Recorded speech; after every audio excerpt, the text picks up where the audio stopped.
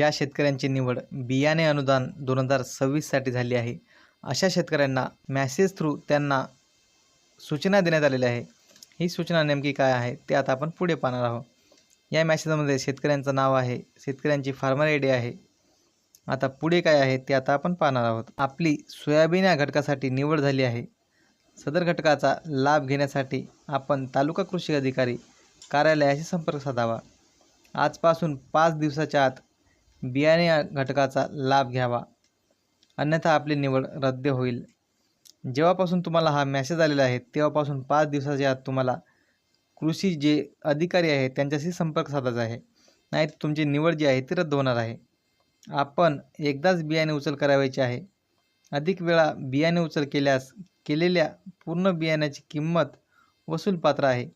तुम्ही जर एकापेक्षा जास्त वेळा बियाणे उचल केली तर तुमच्याकडून ती रक्कम आहे ती वसूल केल्या जाणार आहे, असे स्पष्ट उल्लेख आहे। तुम्हाला जर या बियाणे योजनेचा लाभ घ्यायचा असेल तर तुम्हाला 5 दिवसाच्या आत कृषी सहाय्यकाशी संपर्क साधायचा आहे।